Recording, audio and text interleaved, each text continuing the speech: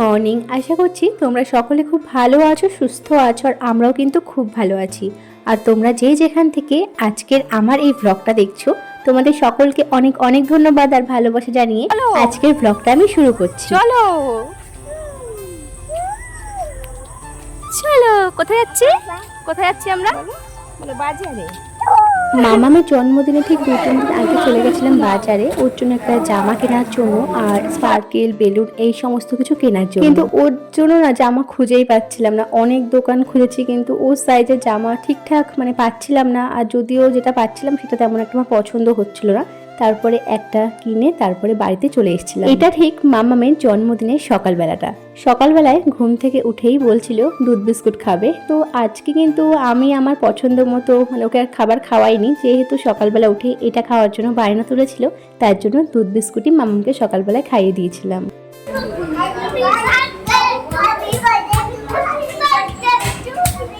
জন্মদিনের সকালবেলাটায় সবাই মিলে এমন করেই কিন্তু মজা করছিল। আর আমি এখানটায় গ্যাসে একটু ডালটা করে নিচ্ছিলাম মাম্মামের জন্যই। আর মামি কিন্তু মাম্মামের জন্য সমস্ত রান্নাবান্নাগুলো করেছিল, বলতে পারো জন্মদিনের সকল রান্নাগুলো কিন্তু মামি আজকে করেছিল। এদিকে তো রান্নাবান্নাগুলো হচ্ছিল, আর এদিকটায় দেখো কচুর ফুল, লতি, তারপরে ওল কচুর যে ডাঁটাগুলো হয় সেগুলো সমস্ত কিছু কিন্তু কেটে রাখছিল পরের দিনের জন্য।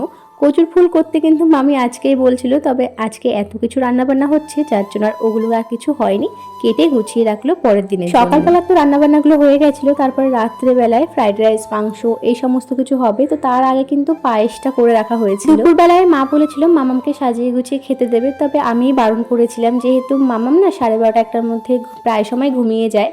তো রান্নাবান্না কখন হবে, ওকে সাজিয়ে গুছিয়ে দিতে গেলে না ওর একটা ঘুমের ঝোঁক আসবে, তখন ঠিক মতো মজা করতে পারবে না। যার জন্য আমি সকালবেলায় কোনোরকম করে খাইয়ে ঘুম পাড়িয়ে দিয়েছিলাম। আর এটা হলো দেখো বিকেলবেলায় উঠে সকলের সঙ্গে সে মজা করছে। মামামের জন্মদিনের ঠিক 2-3 দিন আগে ওর একটু শরীরটা খারাপ করেছিল, জ্বর লাগছিল, তবে আমি একটু জ্বরের ওষুধ খাইয়ে দিয়েছিলাম, ওর কমে গেছিলো, তেমন একটা শরীর খারাপ ওর হয়নি। তবে মামামের জন্মদিনের না একদিন আগে থেকে আমার শরীরটা খারাপ ছিল, কিন্তু ওর জন্মদিনের দিন সকাল থেকে আমার ভীষণ জ্বর এসেছিল। এই গানটা ভালো লাগছে না, পাল্টে দাও। হ্যাঁ ভাইও গান, আচ্ছা তাহলে নাচো। হ্যাঁ কার বার্থডে? কার আচ্ছা কার বার্থডে মাম্মা? আর বেলুন খোলায় কার বার্থডে মাম্মা? কি মজা মা, কি মজা। নতুন জামা পরবা একটু পরে। হ্যাঁ দিদি নাচ সামনে যাও মা, একটু সামনে যাও, সামনে কি নাচো, সামনে যাও। হ্যাঁ নাচো। এদিকে তো মামাম ভীষণ মজা করছে। আমার সকালে একবার জ্বর এসেছিল, ওষুধ খাওয়ার পর কমে গেছিল, আবার দেখো সন্ধ্যেবেলার দিকটাতে জ্বরের ওষুধ খাওয়ার পরে এখন একটু ভালো লাগছিল।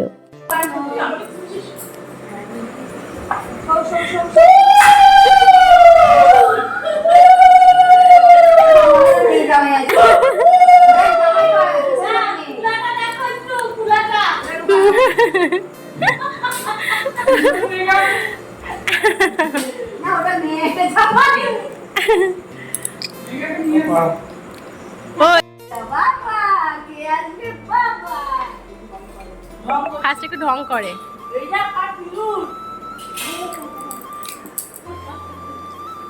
হ্যাপিটা কাকে দেবে?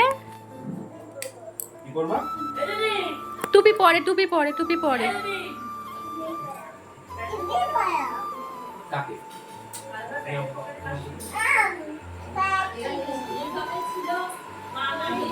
দেখি আরেকটা গালে। ওরে বাবা রে,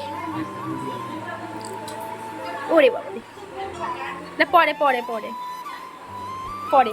সন্ধ্যেবেলার দিকটাতে সকলে মিলে যখন মজা করছিল, তখন কিন্তু মামামের পাপা চলে এসেছিল কেক নিয়ে। মামাম কিন্তু কেক দেখে ভীষণই খুশি হয়ে গেছিল। আর এখানটায় মিমির কাঁধে করে সে ঘুরে ঘুরে সমস্ত কিছু দেখাশোনা করছে। ছোটখাটো করে মামামের জন্মদিনটা পালন করা হচ্ছিল ঘরেই। তো তার জন্য সকালবেলা একবার রান্নাবান্নাগুলো হয়ে গেছিলো, রাত্রেবেলায় হচ্ছিল ফ্রাইড রাইস, মাংস এই সমস্ত কিছু। তো বাবা মা ওখানটায় ভাতটা নামাচ্ছিল, তারপরে কিন্তু মামি এসে মাংসটা রান্না করবে। মামা এটা কে বলো? বৌদি বলো। বল থ্যাংক ইউ, বলো থ্যাংক ইউ বলো। ওরা খোলার চেষ্টা। হ্যাঁ আচ্ছা খোলো খোলো খোলো।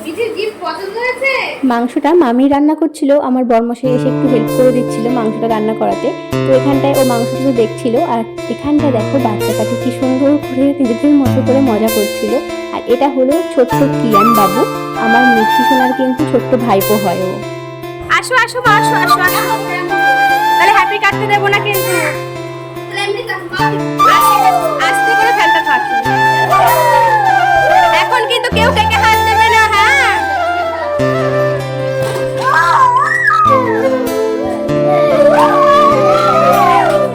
বার্থডে সবাই বলবে happy birthday to you, happy birthday to you. সবাই হাত তুলে দে। Happy birthday to you.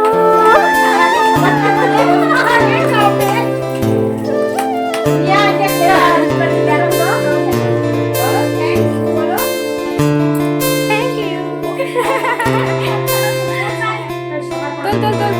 সবাই দিকে তাকাও বাবা। তাকাও তাকাও, সবাই দিকে তাকাও। বাবা তাকাও বাবা। এই যে দেখো। বাবা, ও বাবা, ও কাজ করছে। বলো কাজ। সকালবেলায় তো মামাকে সাজিয়ে গুছিয়ে খাবারটা দেওয়া হয়নি, ওই যে বললাম ওর ঘুমের সময় চলে আসে, যার জন্য ও ভীষণ ঘ্যান ঘ্যান করে। তখন আর সাজিয়ে গুছিয়ে দিইনি, কারণ ও মজা করতে পারবে না তখন, তাই জন্য। তাই এখন রাত বাজে ঠিক 10:30টার মতো, কেক কাটিংয়ের পরে মামাকে সুন্দর করে সাজিয়ে গুছিয়ে খেতে দিল। দেখ বাবার অবস্থা দেখ, বাবা আগে খেয়ে নিচ্ছে। বেশি মাংস খায়, একটু ঝাল খাবে, খায় ও ঝাল।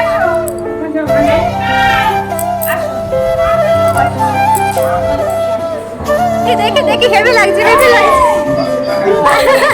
এ বাবা, এ বাবা।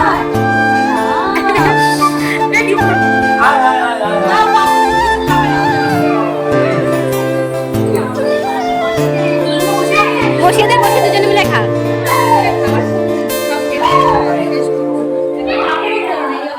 এদিকে মাম্মাম তো একটু খাচ্ছে, আর সকলে কিন্তু এখানটায় খেতে বসে গেছিলো। এখন বেজে গেছে রাত 11টার মতো। মাম্মামকেও কিন্তু সকলের সঙ্গে আমি একটু খাইয়ে দিচ্ছিলাম। সকালবেলা থেকে ব্লগটা আবার আমি শুরু করি। এখানটায় দেখো জাম মাখা করছিলাম, আর সকলে মিলে জাম মাখা খাচ্ছিলাম। আর মামি কিন্তু আজকের রান্নাবান্নাগুলোও করছে। সকালবেলায় এবারে জামাই মটন নিয়ে এসেছিল, আর ওই বলল মটনটা ও নিজের হাতে রান্না করবে। তার জন্য সকলে মিলে সমস্ত কিছু গোছগাছ করে দিয়েছিল, ও মটনটা রান্না করছে। দেখতে এত সুন্দর হয়েছিল, খেতে ইচ্ছে করছিল, তবে আমি ওই যে মটনটা খাই না, তার জন্য কিন্তু আর খেলাম। আমার মতো তোমরা এরকম কে কে আছো জানিও তো, যে মটন খেতে একদম পছন্দ করো না। আসলে ওই যে গন্ধটাই না আমার একদম ভালো লাগে না, যতই সুন্দর করে রান্না করে দিক না কেন। আচ্ছা, এখানে কে দিয়েছে তোমাকে পাপড়? কে দিয়েছে মাম্মা? জোরে বলো। আর বাবা কি রান্না করছে? তুমি মটন খাবে? মটন কে এনেছে? কে এনেছে? কে এনেছে? আরে কে এনেছে মটন? কে এনেছে? বলে বাবা, বলে বাবা। রান্নাও করছে বাবা, তাই না? কি মজা, একটু হাততালি দিয়ে দাও। চলো চলো চলো চলো, এই এই যা, চলো চলো। মামামের জন্মদিনের সন্ধ্যাবেলাটায় ভেবেছিলাম সকলে মিলে ফুচকা খাবো, কিন্তু ওই যে আমাদের বাড়ির পাশেই ফুচকা বসে, তবে সেদিনকে আর বসেনি, তার জন্য এটা পরের দিন বিকেলবেলায় সকলে মিলে চলে গেছিলাম ফুচকা খেতে। মামামের জন্মদিনে মামাম যেমন উপহার পেয়েছে, মনে হয় যেন আমিও পেয়ে গেছি। দেখো উপরের জিনিসগুলো যেমন আমার কাজের জিনিস, মামামের কিন্তু এই যে নিচে 3খানা যে জামা দেখতে পাচ্ছ, এগুলো মামামের, আর বোতলটাও মামামের। তো উপরের ওই বিরিয়ানির হাঁড়িটা আর গামলাটা আমার তো ভীষণ কাজের জিনিস হয়েছে, আর ঠাকুরের জিনিসটাও কিন্তু ভীষণ কাজের। তবে তোমাদের এর মধ্যে ড্রেসের মধ্যে তোমাদের সবথেকে কোনটা ভালো লাগছে তোমরা জানিও। তো চলো আজকের মতো ব্লগটা এখানটা এন্ড করলাম, দেখা হচ্ছে নেক্সট ব্লগে খুব তাড়াতাড়ি। ততক্ষণের জন্য তোমরা সবাই ভালো থেকো, সুস্থ থেকো, টাটা।